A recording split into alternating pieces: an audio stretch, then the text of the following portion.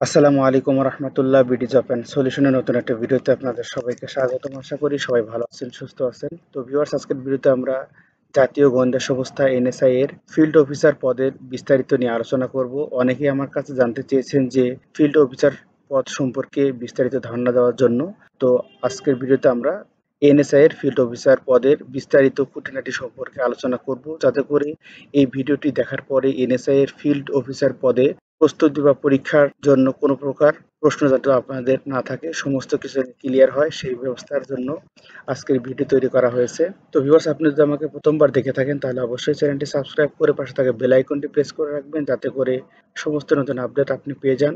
এবং অন্যান্য কোনো পদের বিস্তারিত জানা থাকলে অবশ্যই কমেন্টে জানাবেন, আমি চেষ্টা করব নতুন ভিডিও দেওয়ার জন্য। তো ভিউয়ার্স, মূল ভিডিওতে ফিরে যাব ছোট্ট একটি ইন্টারভিউর পর। ততক্ষণ সবাই আমার সঙ্গে থাকবেন। অসংখ্য ধন্যবাদ এতক্ষণ আমার সাথে থাকার জন্য। তো ভিউয়ার্স, আজকের ভিডিওতে আমরা যে বিষয়গুলো জানবো চলুন এক নজরে দেখে নিই।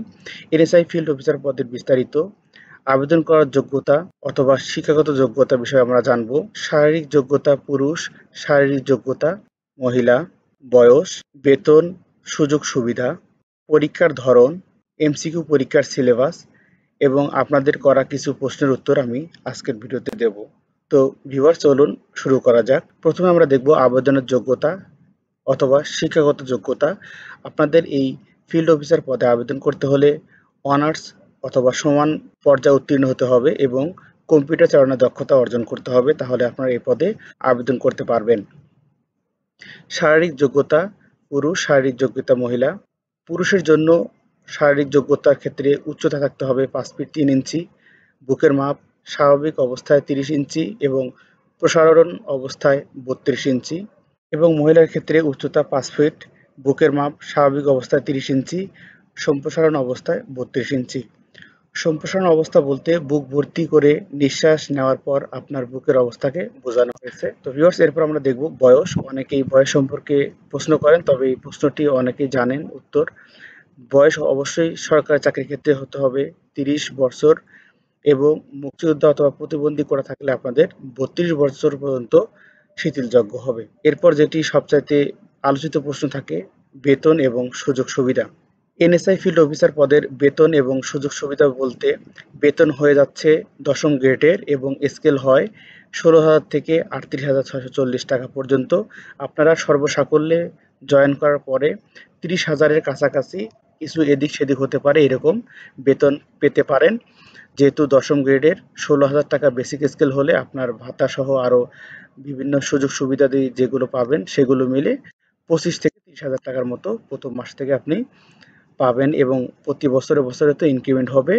এবং আপনি যদি প্রমোশন পেয়ে থাকেন, এখানে প্রমোশন পাওয়াটা অন্য সকল জবের চাইতে ইজি। কেন ইজি বলছি সেটি হচ্ছে যে আপনি যদি পারফরমেন্স ভালো দেখাতে পারেন, যোগ্যতা দেখাতে পারেন, অভিজ্ঞতা সহকারে আপনি ভালো সবকিছু ফিডব্যাক দিতে পারলে আপনার প্রমোশন খুব দ্রুত হয়ে যাবে।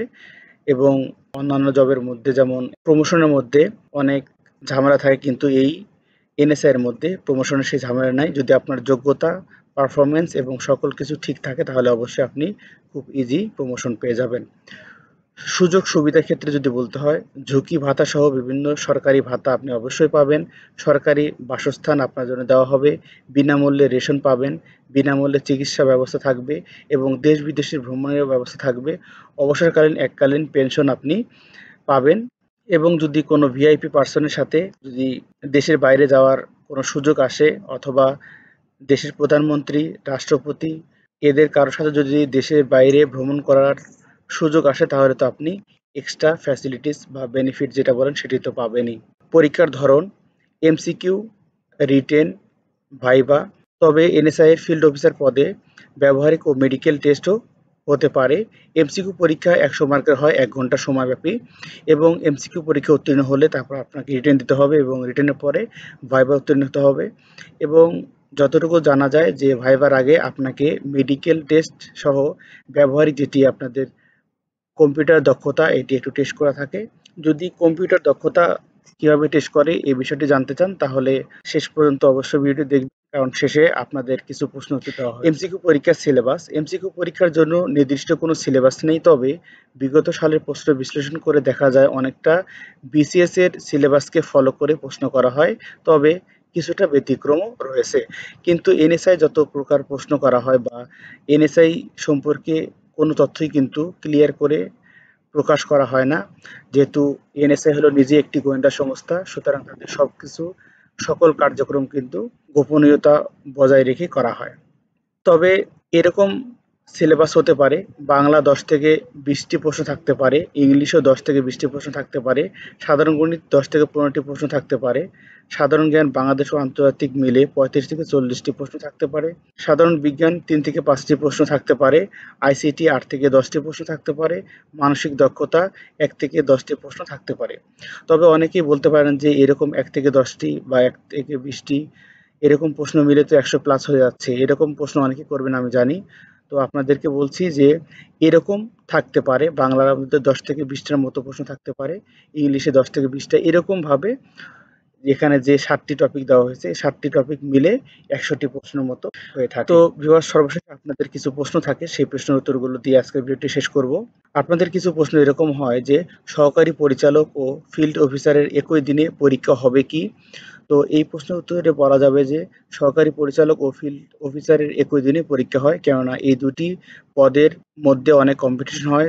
এই দুটি পদে হলো পাশাপাশি গ্রেডের এবং পাশাপাশি মর্যাদার, সুতরাং এই দুটি পদের পরীক্ষা একই দিনে একই সময়ে হয়ে থাকে। যারা এই প্রশ্নটি করেছেন যে সহকারী পরিচালক ও ফিল্ড অফিসারের একই দিনে পরীক্ষা হয় কিনা, তাদের বলবো যে সহকারী পরিচালক ও ফিল্ড অফিসারের পরীক্ষা একই দিনে হয়ে থাকে। যদি কপাল ভালো থাকে তাহলে এরকম হতে পারে যে সকাল বিকাল শিফটে ভাগ করা থাকে, কিন্তু বেশিরভাগ সময়ে একই সময়ে পরীক্ষা হয়ে থাকে। তাদের জন্য কোনটা অ্যাপ্লাই করা ভালো হবে, এই বিষয়টি হলো যে আপনার নিজের উপরে। ফিল্ড অফিসারের কাজের চাপ অনেক বেশি, কেননা আপনারা জানেন যে ফিল্ড অফিসাররা ফিল্ডে কাজ করে। এনএসআইতে field officer, junior field officer এবং ফিল্ড স্টাফ, যেটি ওয়াসার কনস্টেবল ছিল আগে, এই ৩টি পদ কিন্তু সরেজমিনে কাজ করে থাকে। সুতরাং এই এনএসআই এর ফিল্ড অফিসার এবং জুনিয়র ফিল্ড অফিসার এবং পাশাপাশি ওয়াসার কনস্টেবল, যেটি ফিল্ড স্টাফ, এই ৩টি পদের কিন্তু কাজের চাপ অনেক বেশি।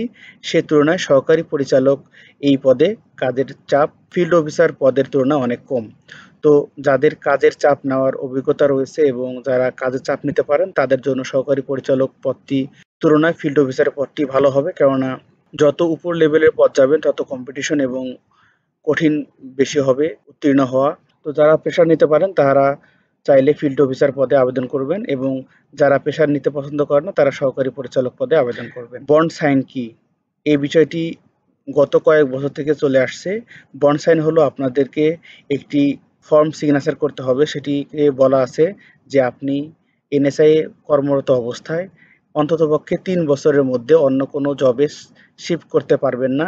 এনএসআই এর সম্মতি ব্যতি রেখে আপনি কোনো কাজ করতে পারবেন না।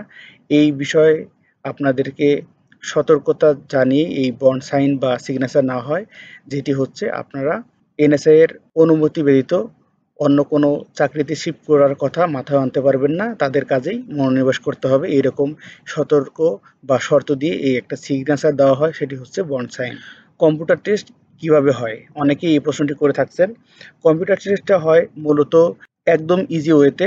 এখানে কম্পিউটারে একদম বেসিক লেভেলে কিছু প্রশ্ন থাকে এবং লেখালেখির ব্যাপার তো থাকবে অবশ্যই, ইংরেজি বাংলাতে টাইপিং থাকবে, এবং যেটি বেশিরভাগ হয়ে থাকে যতদূর আমি শুনেছি সেটি হচ্ছে এক্সেল ইউজ করা শিখাবে, যে একটি এক্সেল শিটের মধ্যে যোগ বিয়োগ বা কোনো একটি এক্সেল শিটের টেবিলের কয়েকটি টেবিল বা কয়েকটি কলাম যোগ করতে হবে, বিয়োগ গুণ করতে হবে, এগুলোই বেশিরভাগ হয়ে থাকে। এবং পাশাপাশি প্রেজেন্টেশন স্লাইড তৈরি করতে বলা হয়, যে একটি প্রেজেন্টেশন স্লাইড কীভাবে তৈরি করবে, পাওয়ার পয়েন্ট দিয়ে প্রেজেন্টেশন স্লাইড তৈরি করার একটি টেস্ট অনেক সময় হয়ে থাকে এরকম প্রশ্ন। আরেকটি প্রশ্ন অনেকে করে থাকেন, ভেরিফিকেশন।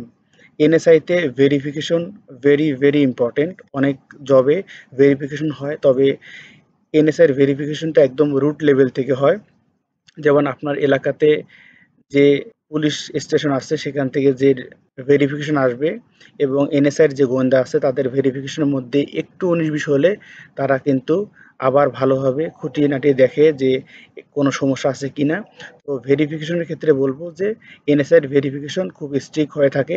ভেরিফিকেশন বলতে বোঝাচ্ছে যে আপনার কোনো প্রকার ফৌজদারি বা কোনো প্রকার মামলা আছে কিনা বা আপনার ব্যাকগ্রাউন্ড কোনো ব্যাড রিপোর্ট আছে কিনা এগুলো সবকিছু খতিয়ে দেখবে। এটাই হলো মূলত ভেরিফিকেশন। এটি আপনার রুট লেভেল থেকে অর্থাৎ আপনার জেলা বা আপনার ইউনিয়নের যে পুলিশ স্টেশন রয়েছে সেখান থেকে একটি ভেরিফিকেশন আসে এবং যতদূর আমি শুনেছি যে তিনটি ওয়েতে ভেরিফিকেশন হয়। একটি হচ্ছে পুলিশ স্টেশনের যে পুলিশ দ্বারা ভেরিফিকেশন হয়, তারপরে এনএসআই এর নিজস্ব গোয়েন্দা দ্বারা ভেরিফিকেশন হয় এবং বিভিন্ন বিভিন্ন ডিফেন্সের গোয়েন্দা সংস্থা দ্বারাও কিন্তু ভেরিফিকেশন হয়ে থাকে। তো ভিউয়ার্স, এই ছিল এনএসআই এর ফিল্ড অফিসার পদের বিস্তারিত। আপনাদের কোনো কিছু জানা থাকলে অবশ্যই কমেন্টে বলবেন, আমি চেষ্টা করব আপনাদের উত্তর দেওয়ার জন্য। তো সবাই ভালো থাকবেন, সুস্থ থাকবেন, আল্লাহ হাফেজ।